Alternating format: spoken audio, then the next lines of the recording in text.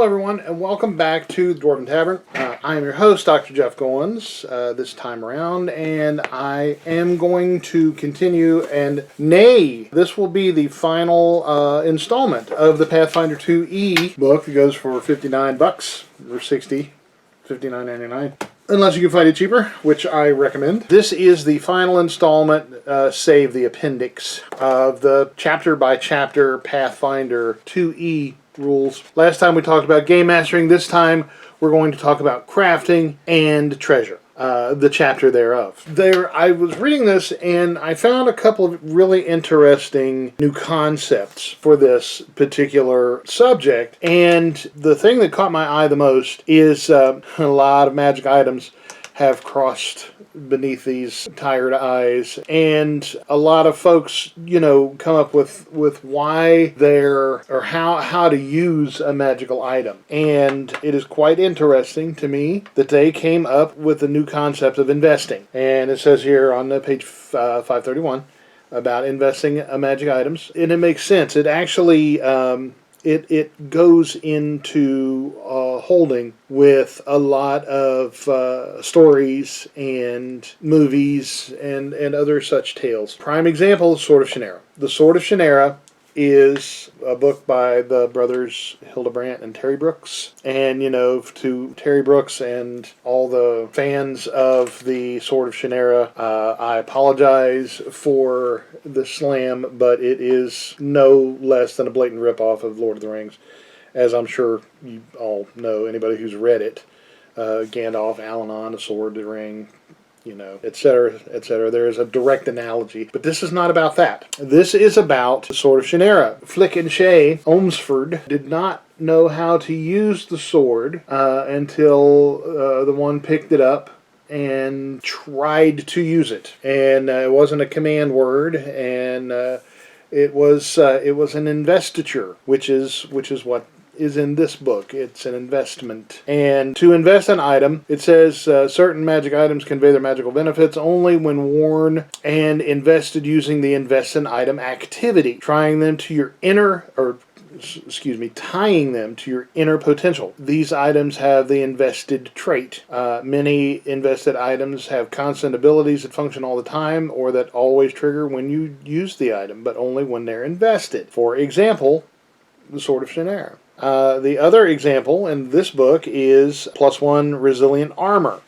Okay, it's always +1 regardless. However, when you're invested, it gives you the resilient quality, and winged boots, as it says here, are winged, right? A la Hermes or Mercury, and they're boots. They're really, really good boots, and they'll always protect you, but they aren't winged until you are invested in them. And that doesn't mean, like sending $50 to Bitcoin. That means that you have to spend an action to put yourself into them. And I don't mean put them on. I mean actually, let them connect to you, which I believe is what they're trying to get at. You invest your energy in an item. The rules are you can only invest in 10 items at a time, which, that's a pretty decent amount. It goes to the activation rules, which is a command word, envisioning, like you have to envision what you want it to do. Right? Interact with it, like how does this thing or cast a spell, which you activate a cast a spell and it happens. As it says further on in the book. Limited activation, some can only be used a number of times a day, etc., etc. And the rest of the rules are pretty standard, I think, standard fare. But I just like that the investiture part of it. Sure. So the item categories are alchemical, ammunition, apex items, which are a subcategory of worn items of a high level that increase ability score. That's pretty cool. Armor, of course. Companion items, which are items worn by your animals, like if you've got your favorite Shih Tzu, your magical, dire, fiendish Shih Tzu, or your Lernian doppelganger phase Chihuahua. You got held items, of course, materials, which can be used to make items with unique properties or other advantages, like bubblegum of sticking or something. Oils, potions, runes, scrolls, shields, snares, new category, okay. Staves, which is the plural of staff, as you may or may not know. Now you know. Structures, which is cool, like Baba Yaga's hut. Talismans, wands, weapons, and worn items. So in the process of the activation, there is a sustain an activation, which you have to concentrate. Make a concentrate check. Dismiss, which is also a concentrate check. You got the item names of the trait, which is the item, its level, its traits, the heading under the item, the price, its ammunition, if any, its usage. It describes whether it's held, worn, or affixed. Activate and how to activate it, and its onset. So then its type and its craft requirements, which is very cool because you always want to know how to make the item because you may not find it, and it may not drop or whatever. And I don't really like the term drop is really a video game term, and I really try to avoid using video game terms in RPGs. They're not interchangeable, not to me anyway. They may be to you, and if so, that's fine. Its usage, the price is if it's available for purchase, of course. Its usage, affixed or etched, held or worn. For example, affixed talismans function only if affixed to other items. If they have a usage entry, such as affixed to armor, then you have to put that talisman on your armor. And then their craft requirements, of course. Notable item traits are alchemical, consumable, focused, give you a focus point, invested, or magical. Items of this trait are imbued with magical energies. Each one radiates a magic aura infused with its dominant school of magic, and which is abjuration, conjuration, etc. A character can craft these items only if she or he has the magical crafting feat. So let's take a look at some of these treasures in the treasure table. And the really cool thing about this is that it has treasure by level, which is incredibly cool. I don't know why they don't always do this, but for instance, second level permanent items, full plate, wondrous figurine, the onyx dog, cold iron weapon, low grade, brooch of shielding, hand of the mage, ow, hat of disguise. I wonder if they also have a hat of the oceans. Hat of the lands. And then you have all the way up to, holy crap, 20th level permanent items like high-grade elven chain, the sky hammer, bracers of armor type 3, wand of slaying, 9th level. Wonder what that could be. The orichalcum armor, high grade. Orichalcum. It's an interesting concept. And orichalcum is one of the things that I'm pretty sure actually exists in the real world. It's an interesting alloy used in olden times, like ancient Greece times, like Antikythera device, ancient times. Then you have alchemical items by level, which, no kidding, 20th level is a philosopher's stone. And then the first level is like an acid flask. So there you have it. Then we have the list, which it does good to show some examples. The artwork in here is replete with very appropriate and very adequate artwork. I like the artwork. It helps with the immersion sometimes, unless the artwork's really stupid, which I've seen a lot of small independent publishers try their best and have really, really good concepts for their stuff and ruin it with really like high school yearbook sketch pad looking artwork. I've said this in a couple of reviews a long time ago that the concept was good, and it was a book about airships, and the concept was great, but it was stupid. I mean the artwork it ruined it for me because it looked like somebody doodled in one of their math books in 7th grade. I digress. The Philosopher's Stone.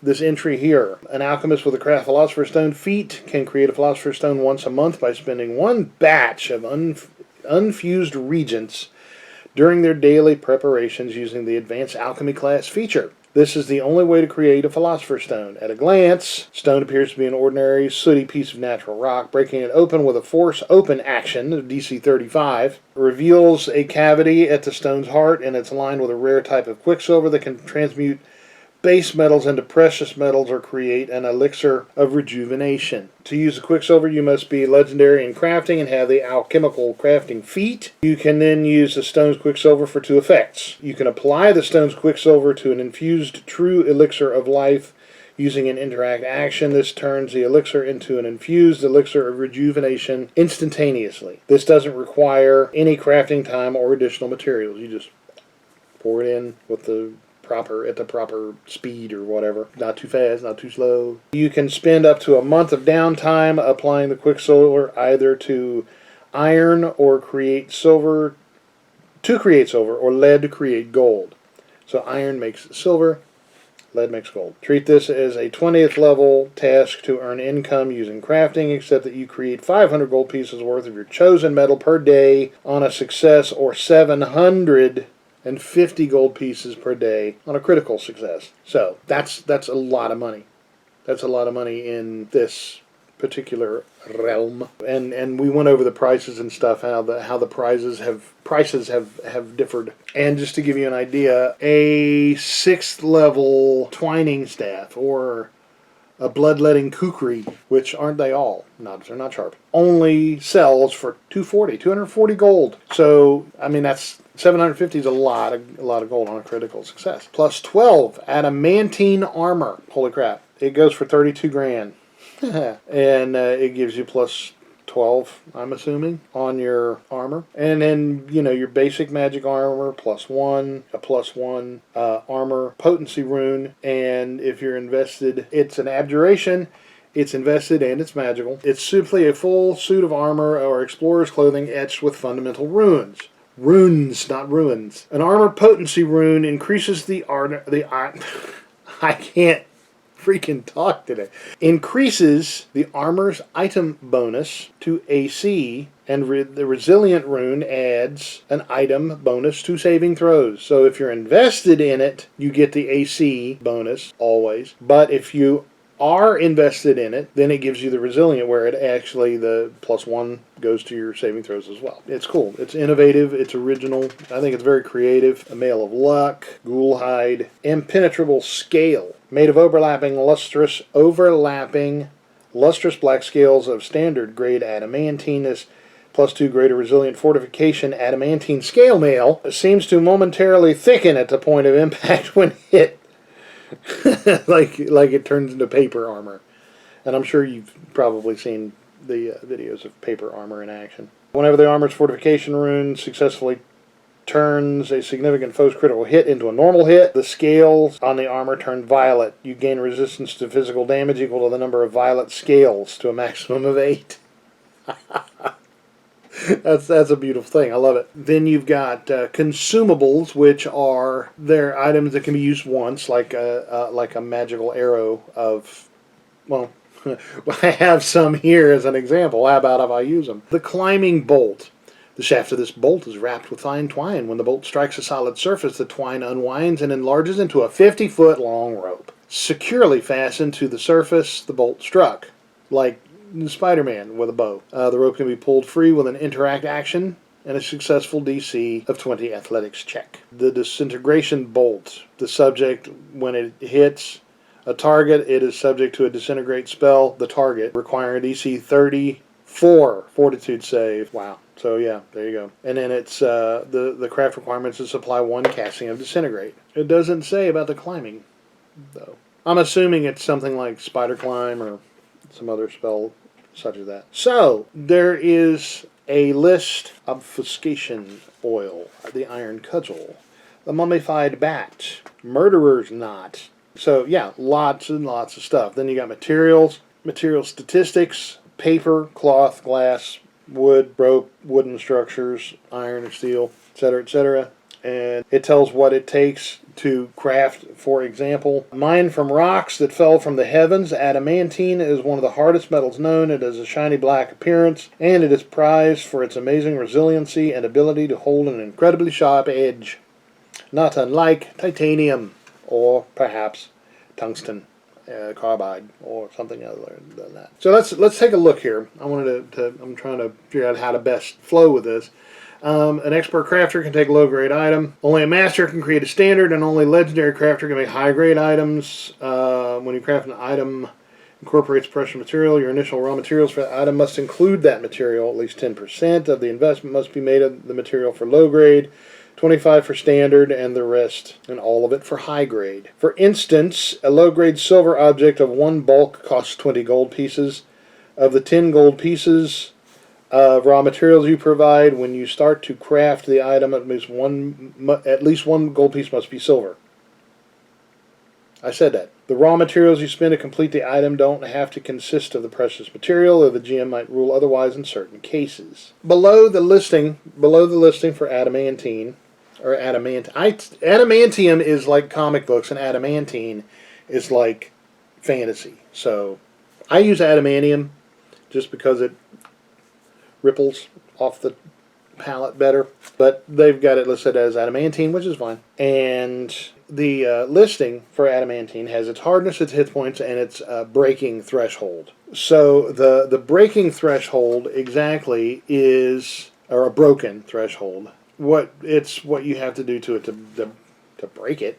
And then examples, I will say, like leather armor, or a saddle, okay, would have a hardness of 4, hit points of 16, and a broken threshold of 8. So if you do half its total hit points and damage to it, it's effectively broken. So with adamantine, you've got standard grade thin items, and the thin that's subjective. Like Wolverine's claws may be considered thin. Hardness of 10, hit points of 40, broken threshold of 20. The broken threshold is always half of the total hit points. High grade, hardness is 30, hit points is 52, and broken threshold is 26, and so forth. Items and structures are also included in that list, and of stats. So just, like high grade item, 17 hit points, 68 hit points with broken threshold of 34. So it goes into runes. If any armor has an invested trait, it has runes on it. So the fundamental rune for armor would be like armor potency. Resilient would also be armor. Weapons would be weapon potency and or striking rune. So for striking, it stores destructive magic in the weapon, increasing weapon damage dice it deals to 2 instead of 1. For instance, a +1 striking dagger would deal 2d4 instead of 1d4. I like that. Because it says you can upgrade the striking rune already etched on a weapon to a stronger version, increasing the values of a rune. That's what I was going to say. So a striking rune, you could upgrade it to plus however many dice of damage you want, I would think. Spell storing, speed, all these are runes that you can etch into a thing. Transferring runes. You can put your dagger down on your shield and slide it over. The number of property runes a weapon or armor can have is equal to the value of its potency rune. Okay, so potency, if it's a rune of +5 potency, you could have 5 striking runes on it, so forth and so on. And the coolest thing about this is, I have to say it, Pathfinder has always lent themselves to inclusion in other games, very specifically 3.5, which all of us here at the tavern are still kind of wandering around the 3.5 world, just because we have so much invested in it. And these rules would be perfectly acceptable in a 3.5 scenario campaign. So yeah, I mean, it's one of the cool things. It's almost like the guys at Pathfinder are smart enough to share. I would say that they are, because Pathfinder First Edition is D&D 3.75, which they may or may not like that moniker, but I think it's great because I've adapted a lot of rules from Pathfinder into our 3.5 campaigns very seamlessly, to the point where some of the players don't even realize that they're Pathfinder rules. They've got all of the staff stuff, all of the magical item stuff, all the wondrous items, like the Staff of Healing, Staff of Illusion, Illumination, etc., etc. They're all very well covered. Craft requirements for a wand of, Staff of Power. You have to supply 1 casting of all listed levels of all listed spells in the staff, which is a Ray of Enfeeblement, Continual Flame, Levitate, Globe of Invulnerability, Paralyze, Magic Missile, Wall of Force, Cone of Cold, Fireball, and Lightning Bolt. That, ladies and gentlemen, is a Staff of Power. If you voluntarily destroy the staff, it unleashes an incredible blast of energy. You can interact to break it. You shall not pass. It releases a 30-foot burst of magical explosion force, I guess. Centered on the staff, it deals 2d8 force damage per charge remaining. DC 40 basic reflex save for half. You automatically critically fail your save. The creature reduced to 0 hit points by this damage dies instantly. There is a death effect. You shall not pass the Flame of Voodoo. Staff of the Magi is very similar to that. It does 2d10 dice of force damage per charge remaining. So, wow. Then you've got structures like the Explorer's Yurt. I love the yurts. I don't. If you've ever stayed in a yurt, it's the coolest thing ever. Big circle tent, instant fortress, pocket stage, etc. Then you got wands. After a spell is cast from the wand for 1 day, you can attempt to cast it one more time, overcharging the wand at the risk of destroying it. Okay, so this is a matter of contention for a lot of folks. A wand contains a spell that can be cast once per day. Casting a spell from a wand requires holding the wand in one hand, activating it with a cast a spell activity, using the normal number of actions for the spell. A spell cast from a wand doesn't require a physical material component, but you must replace any material component normally required to cast the spell with a somatic component. Leviosa. Leviosa. If the spell requires a focus, you must still have that focus to cast the spell from the wand. If the spell has a cost, you must still pay that cost to cast the spell from the wand. Blah, blah, blah. So, according to this, you can use the wand to cast the spell once per day. You can overcharge it. After a spell is cast from the wand for the day, you can attempt to cast it one more time, overcharging the wand at the risk of destroying it. Cast the spell again and roll a DC 10 flat check. On a success, the wand is broken. On a failure, the wand is destroyed. If anyone tries to overcharge a wand's already been overcharged that day, the wand is automatically destroyed and no spell is cast. So, a wand is like a recharging scroll in this set of rules. I'm not really sure if I like that. Each type of wand has a level and price determined by the spell's level, blah, blah, blah. You have to know the spell. You have to have the spell. The wand is simply, basically a stick of spell component replacement. So it just stores one of your spells long enough for you to cast it.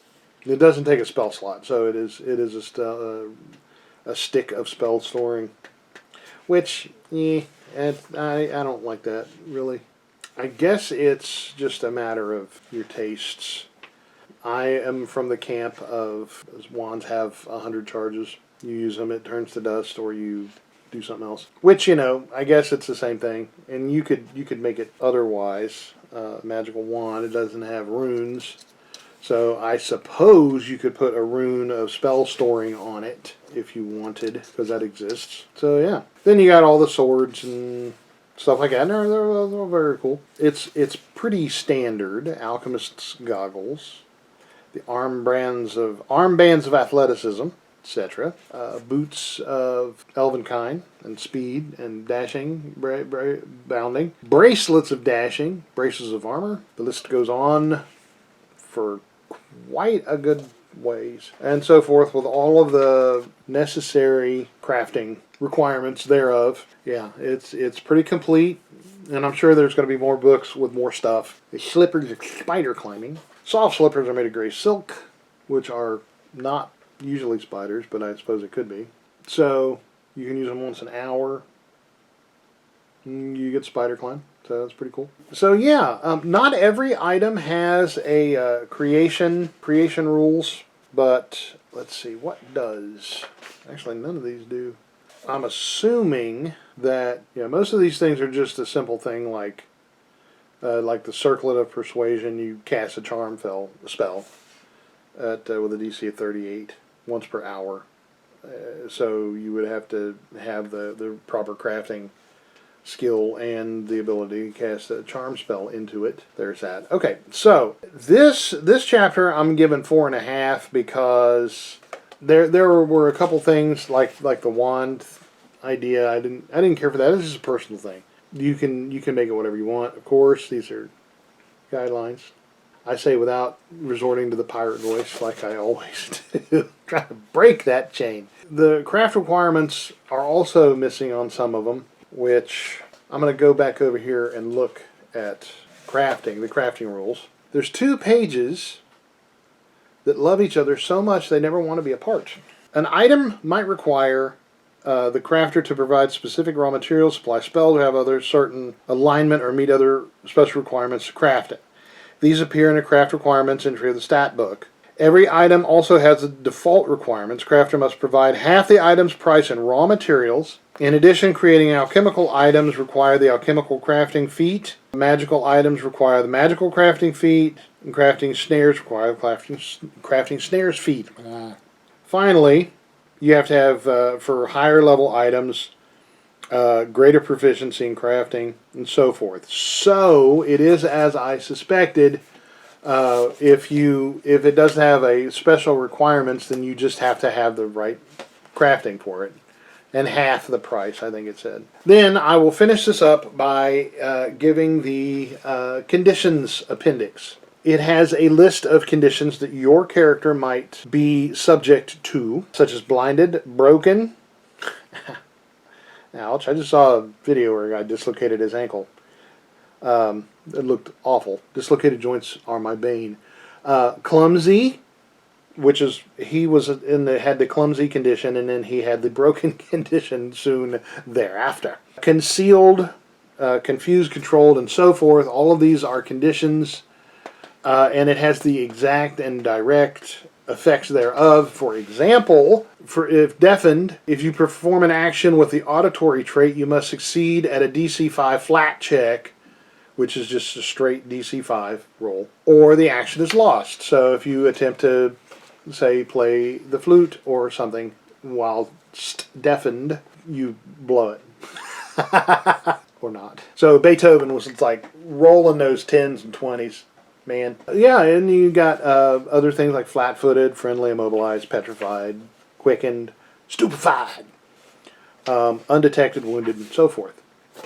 All those are very good condition, and they're very, very well. They've got to have educators, I believe, working for them, because I may have mentioned my PhD in education.